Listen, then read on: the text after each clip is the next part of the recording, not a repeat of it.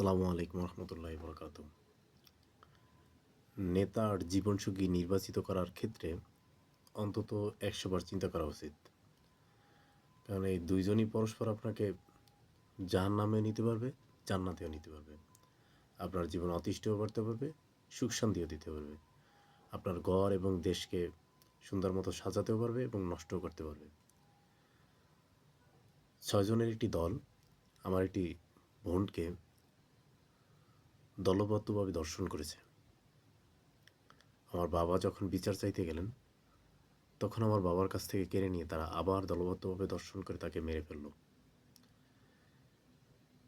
এই হত্যা যেন, এই ধর্ষণ যেন জাহিলিয়াতকে হার মানিয়েছে। জাহিলি যুগে ইতিহাস পড়েছি, কিন্তু এইরকম মর্মাহত ঘটনা বা এইরকম এত খারাপ মানুষ, এইরকম মানে পশুর চেয়েও খারাপ হইতে পারে, এইরকম কোনো ঘটনা পড়িনি আমি জাহিলি যুগে। জাহিলি যুগে যেটা ছিল সেটা ছিল কুসংস্কার। তারা বিশ্বাস করত নারীরা এই দুনিয়ার জন্য অভিশাপ। ওই প্রেক্ষাপটে তারা নারীদেরকে জীবন্ত কবর দিত। যারা নারী অধিকার নিয়ে এত বেশি কথা বলে, সারাদিন শাহবাগে আন্দোলন করে, আজ তারা কোথায়?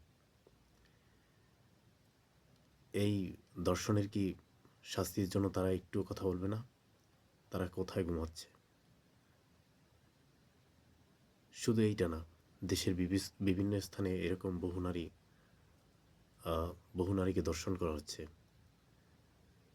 রাজনৈতিক ছায়াতলে থেকে যারা এইসব দর্শনের কর্মকাণ্ডগুলো করে, তারা মানুষরূপী জানোয়ার।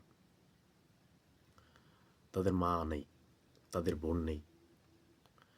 যাদের মা বোন আছে তারা কখনো কোনো নারীকে দর্শন করতে পারে না, অসম্মান করতে পারে না, গায়ে হাত দিতে পারে না।